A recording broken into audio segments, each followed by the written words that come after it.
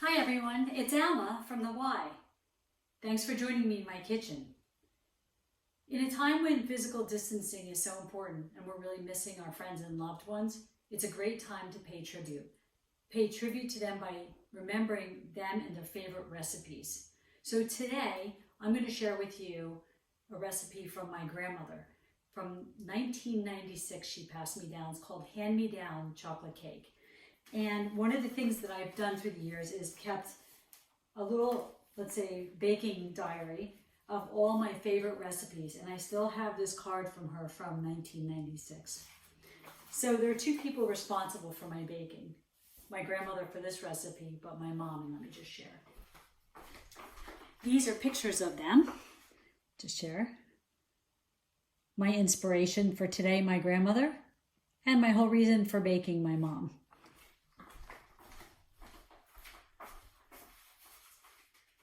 So before we get started, we want to make sure that we have all our ingredients out, because when you're baking, it's really easy to get distracted and forget ingredients.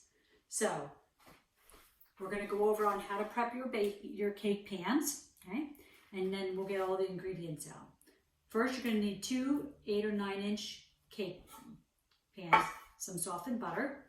And then for our recipe, we're going to need some flour, sugar, butter, eggs, vanilla extract, baking soda, cocoa, some salt, and today's recipe is going to be coffee. Now normally you use hot water in this, but I'm going to kick this recipe up just a little bit.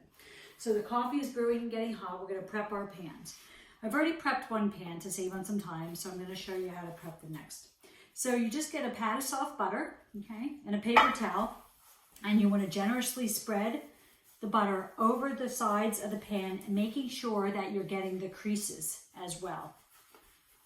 This is really important. How many times have you made a chocolate cake and a corner is stuck? It's terrible. Okay, so once your pan is buttered, okay, I'm going to set this aside. I'm going to go ahead and we're going to dust it with a little bit of flour.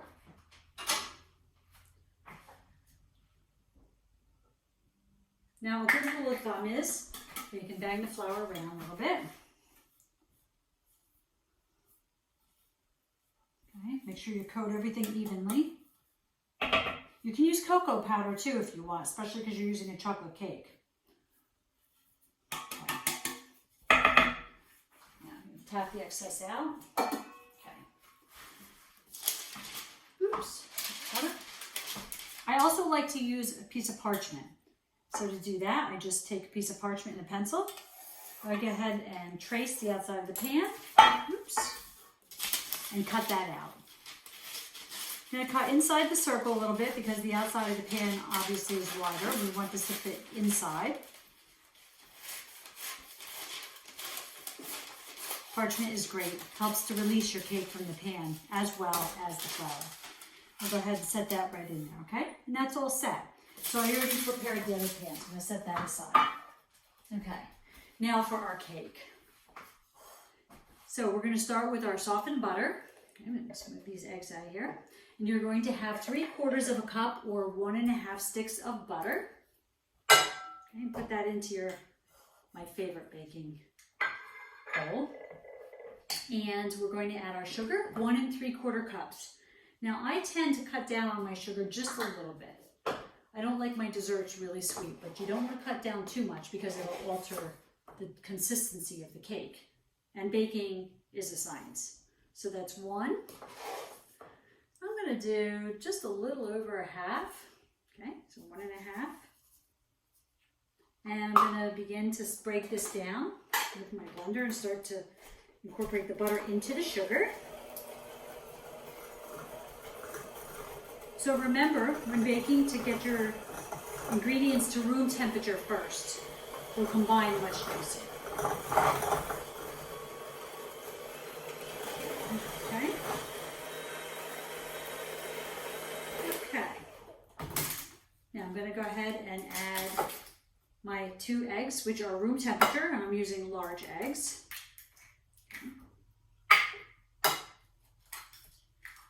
And my vanilla.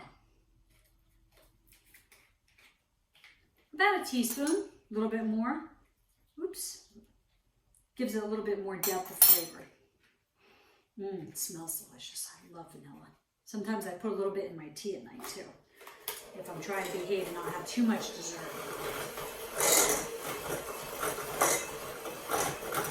This recipe from my grandmother, I think I have literally made it hundreds and hundreds of times. And it's nice because I can vary it. I can put different fillings in it, different frostings on it.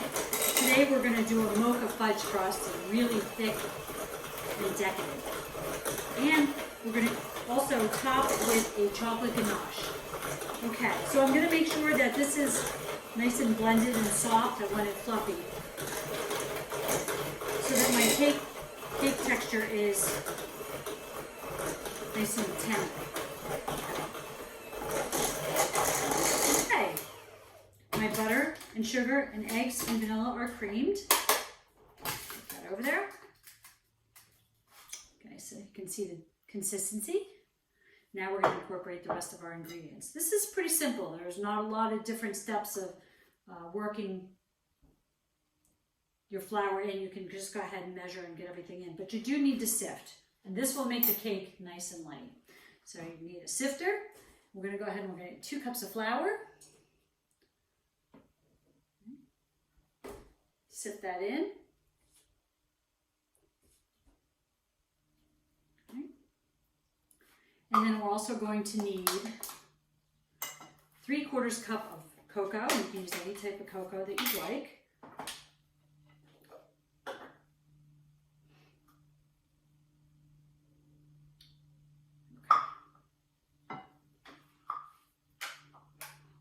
Okay, 3/4 cup. Now I love chocolate, so I'm going to also add a little bit of extra chocolate to this recipe once we're done. Okay, clean that up. And last but not least, well, almost last but not least, we're going to put some baking soda. Okay. 1 1/4 teaspoon of baking soda. Okay, make sure we measure that out. And salt. Salt is a really important part of baking. It helps to balance the flavors.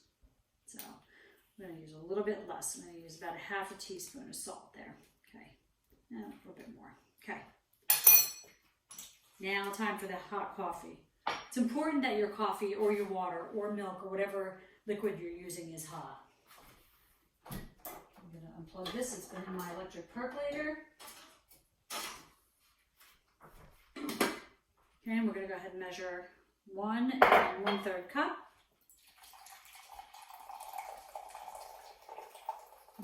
Coffee.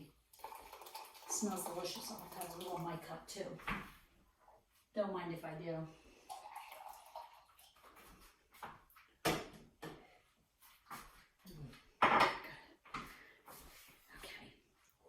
And we're going to go ahead and pour the coffee right in and blend it.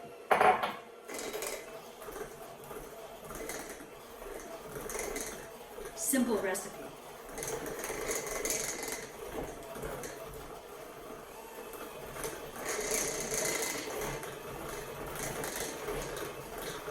Okay, make sure that intermittently you're scraping down the sides so you don't get any clumps of flour through your dough. You want it to be nice and smooth. Okay.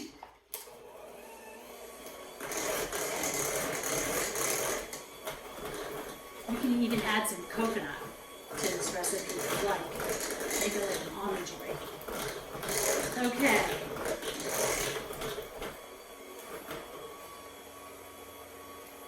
Now, consistency of the batter is everything. This looks pretty good. Because I think I had a little bit much flour, I want to put just a splash more of coffee, and I like my batter to be thinned out just a little bit. Okay. There we go. Perfect. Okay. Mix that in really well. So our oven's been preheating at 350. Okay, and the racks are set in mid-range through.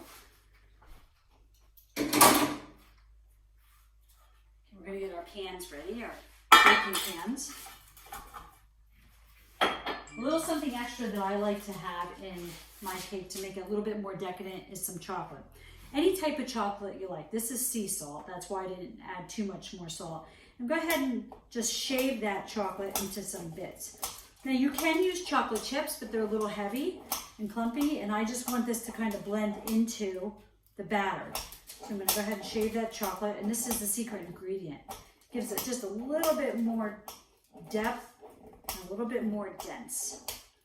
So, okay. You don't have to be real fussy. It's okay if you get a couple chunks in there. Watch your fingers. Go ahead and break that in two. It's getting a little bit challenging. You can chop it as well. I don't think there's too much, a thing is too much chocolate anytime. Go ahead and just cut those last pieces up so we don't get our fingers in there. Okay. So that was just 2 squares of dark salted chocolate. As you can see, I'm just going to go ahead and add that into our batter and give it a little stir. Just lightly blend it in. And that's going to melt because the coffee was still hot. Okay, we're ready to put our batter into pans and get this in the oven. Okay, so you want to split it half and half. Okay, oops, a little messy. Notice the texture of the batter. And don't be afraid if it seems a little bit thinner, it'll bake up just fine. This recipe is also great for cupcakes.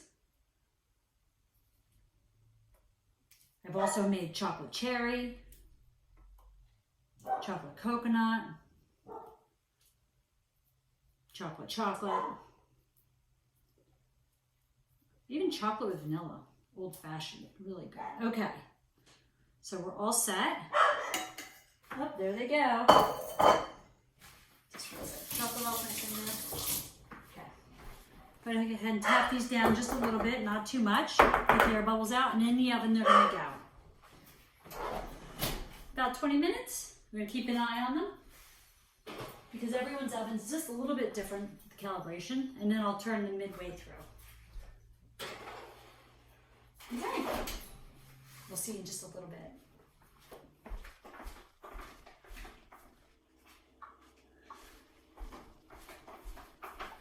Okay, welcome back. Cakes are done, ready to come out of the oven.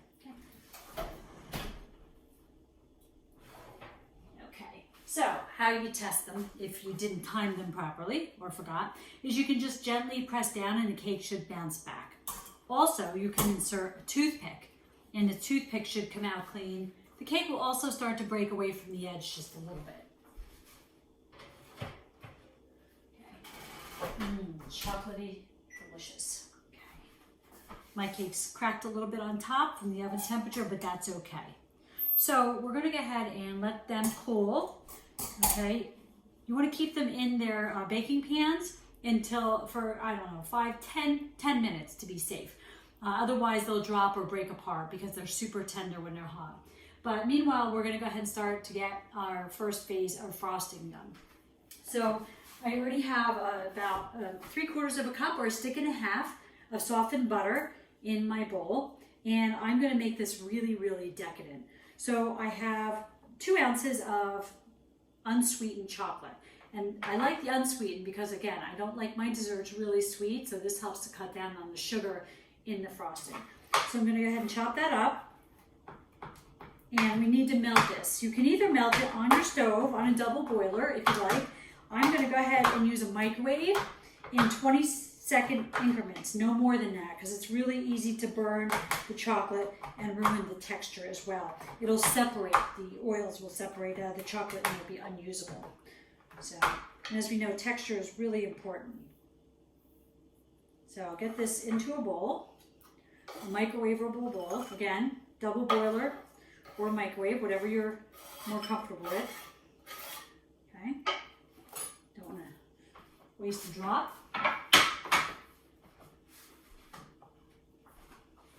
Okay, I'm going to set my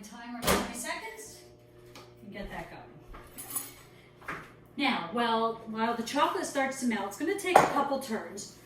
Start getting everything else together. So we have the butter already in a bowl, soft, and we're going to use 16 ounces or 2 cups of confectioner's sugar. So we can go ahead and add that in. Okay. Almost forgot a spatula there. Can't work without a spatula when you're baking. Okay. And about 3/4 of a cup of cocoa, a little bit more, according to taste. This doesn't have to be an exact measurement, so if you don't like a lot of rich dark chocolate, then only maybe use a 1/2 cup. But I'm going to go ahead and put a good 3/4 of a cup in.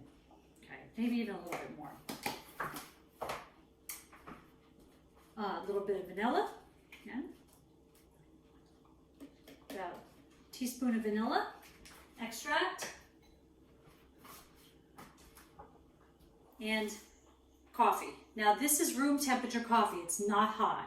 This is really important because if it's hot, it's going to melt your butter and it's going to make a sauce instead of frosting. So I'm going to go ahead and mix this in a little at a time. Okay? Combining the cocoa and the flour. You're going to see it's going to start taking on a rich chocolate texture. There we go.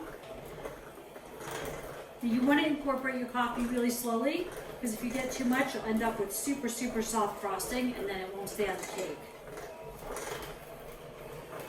This is a part that I do by eye a lot.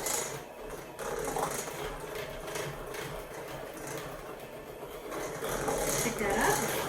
Oh. Now, don't worry.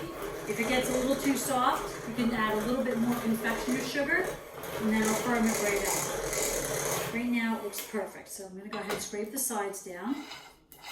Okay. Just show you that texture. It's nice and light, but we're going to get it much lighter and softer than that. First, I want to go ahead and stir my chocolate in the microwave. Okay, so as you can see, 20 seconds doesn't melt it. So we want to go ahead and move that around a little bit so the heat distributes evenly on the bottom. Let's get that in there for another 20 seconds. This is going to take just a little bit.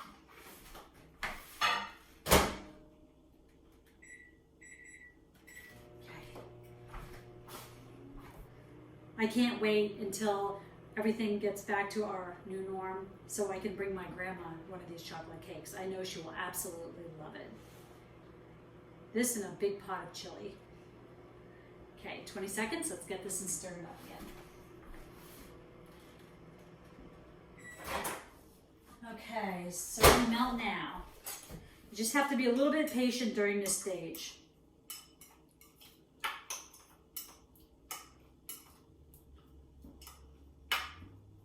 So just stir intermittently, okay? And keep putting this in the microwave or again on the double boiler. But if you're gonna microwave, keep microwaving every few seconds for about 20 seconds, okay, in intervals. Okay, let's pop that in there one more time.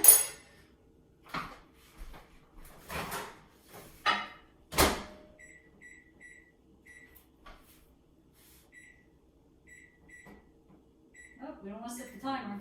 There we go. Okay, check our cakes. They're still very hot, so we'll give those a few more minutes. Oh, I can't wait. And this cake freezes beautifully too. So if you don't want to be a glutton and eat it all in a day or two, go ahead and freeze it and then you can cut pieces off or you can slice the cake into slices and then freeze it that way. This is looking really nice. Okay, now we're getting there. So I'm just gonna go ahead and stir the chocolate in, okay? Make sure there's no clumps because this is bitter chocolate. There is no sugar in this, so it's really, really bitter and bitey.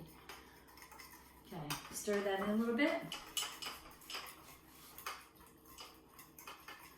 This helps to cool it down as well. We don't want it too hot going into the frosting because it will change the texture of it.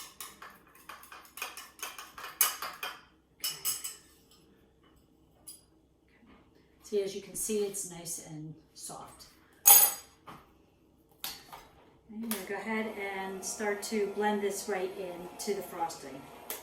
This is going to make it really, really decadent, almost fudgy. Okay, scrape the extra out. Don't want to waste any of it. Okay. Go ahead and blend. Oh. You can see it changes the color too. It makes it super, super, super dark and decadent. Definitely a chocolate lover's cake. Okay, I'm going to go ahead and mix this and aerate so that my frosting is really nice and fluffy. And I'm just moving my beater back and forth. And you can do this with a mixing bowl as well. But I really like to feel the texture of the frosting, so I prefer to do it by hand. I reserve my professional mixer for bread and things that are a little bit more challenging. Okay. So we'll wait just a little bit until the cakes are cool. Then we'll invert them onto the cooling rack and they'll have to cool completely before we frost them. We're going to make up a batch of homemade ganache and we're going to put this together in just a little bit. Okay, we'll see you in just a little bit then.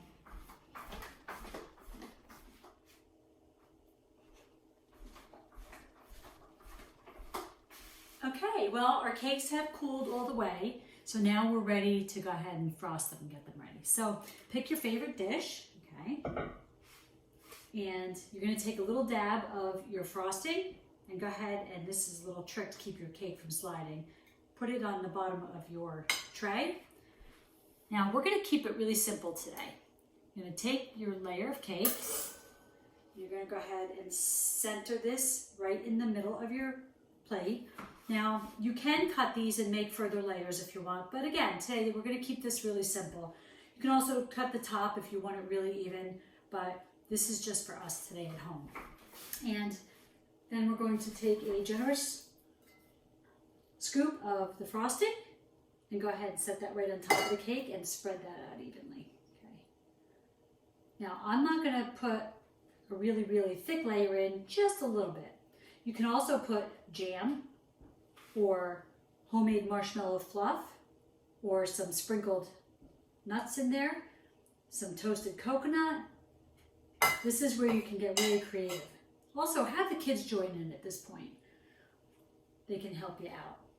Okay, so I'm going to go ahead and just get a little bit extra around the edges.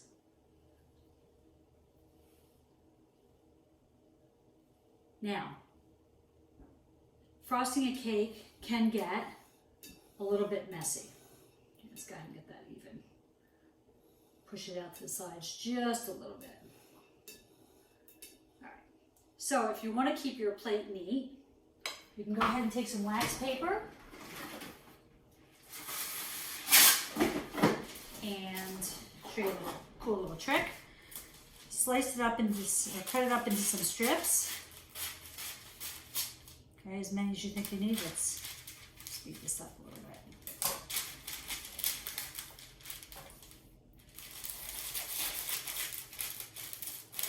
I should have had this cut and prepared. Okay, so then you can take your wax paper and just go ahead and lift your cake a little bit and tuck it just underneath a little bit. You don't want to go too far because it'll be really challenging to get it out. Keep that upside down. Okay, go ahead and slip those little pieces under there. This is going to help to keep the frosting off your plate. Oops, we don't want that piece. And make sure you go all the way around. Like this. Okay. There we go. That'll make it a little bit neater. Set that over there. Now we're going to go ahead and put our top layer on. Again, you can go ahead and incorporate anything you'd like on here. Last time I made this, I cooked some tart cherries and it was really nice. I'm going to lay the top piece on and then we're going to start to frost the edges. And I'm going to go ahead and lay it in to fill in that crack. Nice and even. Okay, don't be too shy.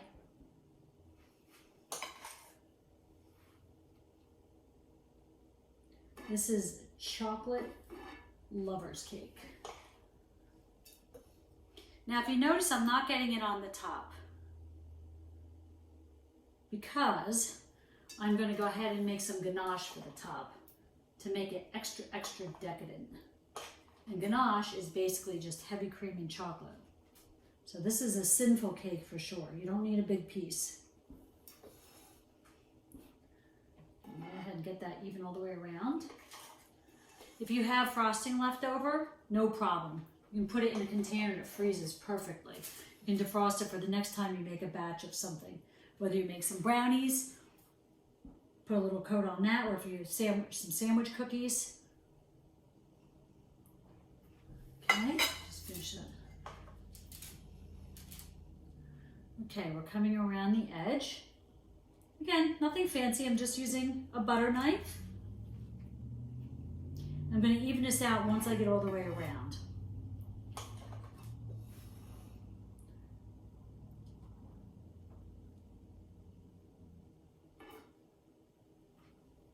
I can only imagine how many of these my grandmother made in her time. She just turned 97 this year. And we had a lot of cakes. It was a really beautiful party.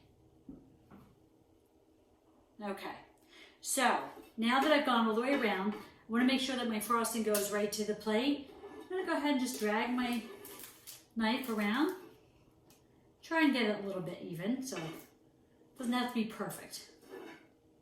Now this is another opportunity for the kids to jump in. You can put sprinkles or any decorative item that you'd like on the side. This is where you can add your nuts, toasted coconut, plain coconut, pumpkin seeds, anything you like. Even chocolate, little mini chocolate chips. I mean, this is definitely going to be a decadent cake. There's no doubt about that. Okay. You could sit here and play with this all day looking for perfection, but this isn't about that.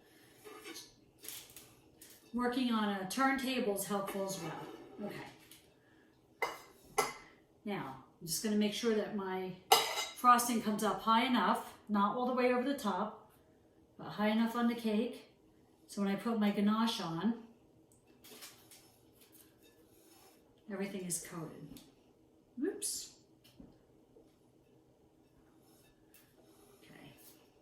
There we go. Much better.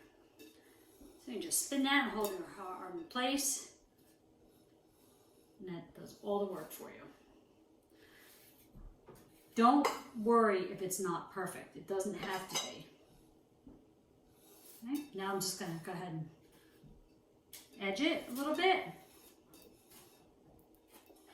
Now you can go ahead if you want and put extra frosting on here, but I think there's plenty on this cake. So now we're going to go ahead and we're going to get started on our ganache. So I'm going to take some sweet chocolate. Okay, I'm just going to cut this up a little bit. And I think I'm going to reduce this recipe down because this isn't a big cake. So I'm going to take 2 ounces. Set this aside. And get this started just a little bit.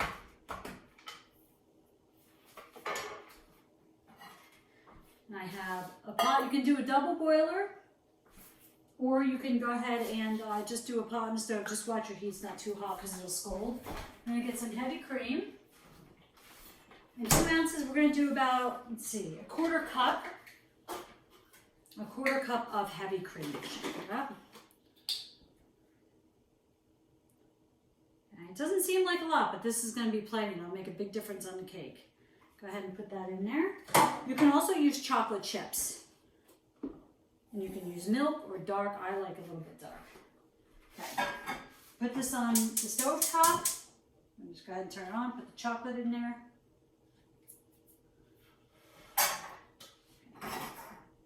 Again, you don't want it too hot because you don't want to scald your chocolate or burn your chocolate.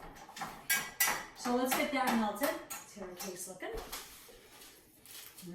Smells delicious.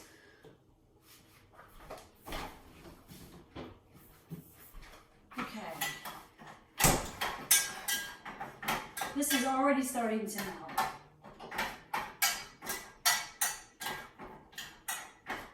Now, if you want it really glazed, you can also put a little bit of corn syrup in there or butter. But I just use the chocolate and the heavy cream. Okay, that's melting. I also have some tools, and you can really use anything you'd like to decorate. You can use a large frosting spatula, or there's decorative. So if you wanted to go ahead and put some lines in here, sprinkles around the side would be great. Okay, keep your eye on your chocolate. This is starting to get really hot fast. We don't want it to boil, so keep stirring it so the chocolate doesn't burn to the bottom.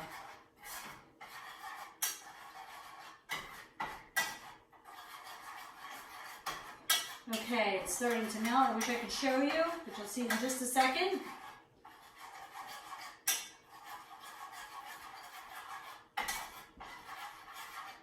Okay, it's just about ready.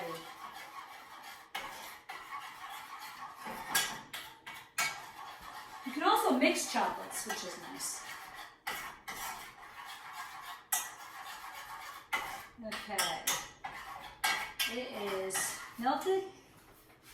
I want it to be a little bit thicker, so I'm going to go ahead and add just a little bit more chocolate. Speaking of chocolate, I almost tripped over my dog Truffles, who is brown by chocolate, and is under my feet. Okay, this looks great.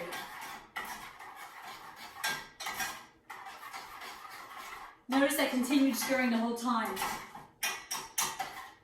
Now, I did the ganache just a little bit thicker. And what I'm going to do is I'm going to go ahead and pour this right on top. Yeah, I think this is going to be plenty. I don't want to have too much extra. Even though you can heat this up and put it over ice cream. Okay. This is fabulous on ice cream as well. Okay. I'm going to go ahead and grab a clean butter knife, and it doesn't have to be perfect. I'm just going to go ahead and start to work the chocolate lightly around. Come over so you can get a better look at it. Around the edge, and a few times it'll probably go over the edge, which is just fine. And this was just a quarter of a recipe. A normal recipe would be 8 ounces of chocolate and a cup of cream, but we definitely don't want to have that much extra. This is just to add a little bit of kick to our cake. It's glossy and beautiful. Just let it drip over the sides a little bit. Okay. Okie doke. It's starting to cool already, so we're just about done. I don't want to play with it too much. One more time around. Make it even. There.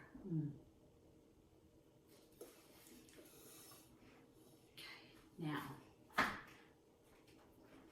set that aside. I'm going to go ahead and pull out, just wiggle the wax paper just a little bit so you don't pull too much of the frosting out. And see how nice and neat it leaves your plate? Just about done. We're going to put one little decorative aspect on this cake since it is a tribute to Grandma.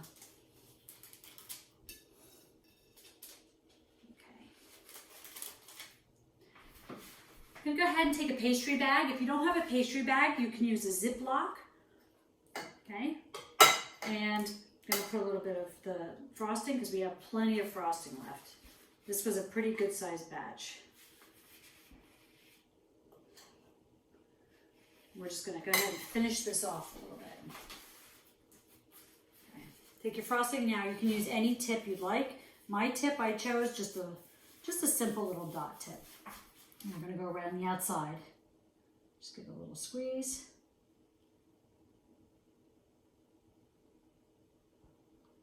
And go all the way around.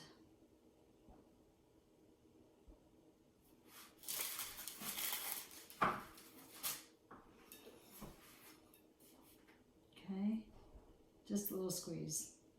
You can do a floral pattern, a leaf pattern.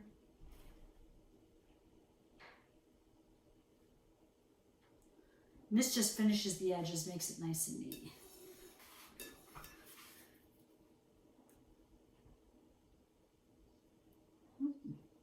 Don't worry if every dot's not perfect, it's okay.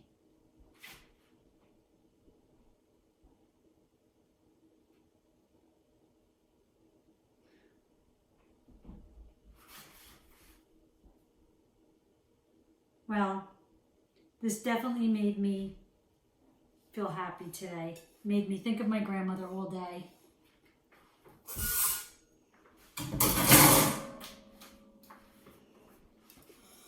Chocolate mocha.